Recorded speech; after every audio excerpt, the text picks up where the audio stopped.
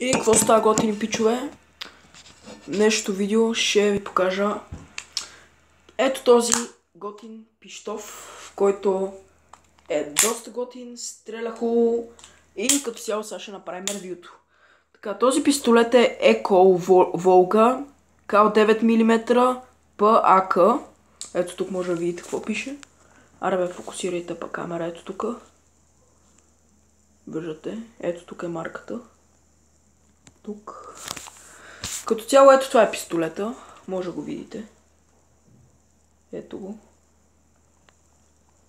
Ето тук. От тук. Да ви кажа само, че е истински. Дори има документи за него, мисля, че някъде. Ето. Тук, така. Нека да започнем с разглеждането му. Ето с този бутон тук се маха пълнителят. Така. Както виждате, в пълнителят все още няма никакви патрони. Няма нищо. Но ето тук може да го презаредите. Слагате патроните вътре. Пускате. Слагате. Презареждате. Дърпате тук. И стрелят. Примерно, да кажем, сега няма да видите, нали, как стрелям, но примерно, ето тук, вече той е готов за стрелба, съответно.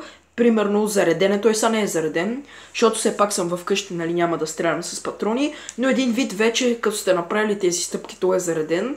Хващате го така, едната ръка тук, на спуска. Първо най-важно преди спуска, ето така. После така. И чак когато сте готови, да стрелят и слагате тук пръста. И да кажем вече ето тук, да кажем се прицелваме в тази секция, да кажем примерно и стреляме. Сега той не е зареден, привеждам ви пример. Ето нека да повторим пак процедурата.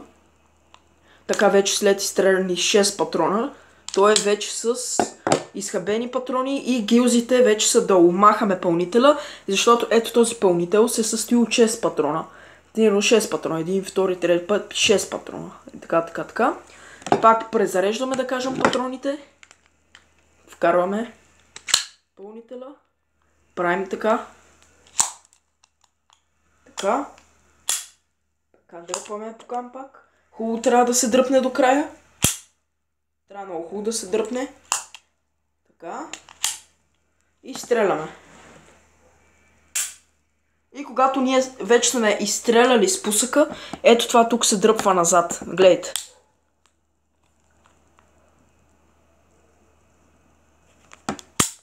Виждате ли? Така, сега да кажем, примерно стреляме. В момента хващаме го, презаредена и стреляме. Да кажем.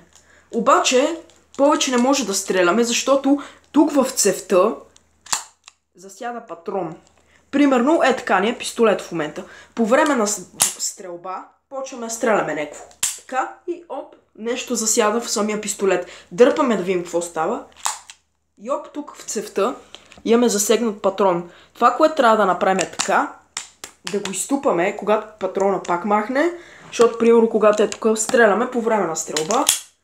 Туп, и тук вече ни засяда някакъв патрон. Е тук, нали? И целта е, нали, както е така патрона, да изтупате хубаво пистолета, нали, както е. Така да падне и вече може стрелба. И продължавате да стреляте. Да повторим пак.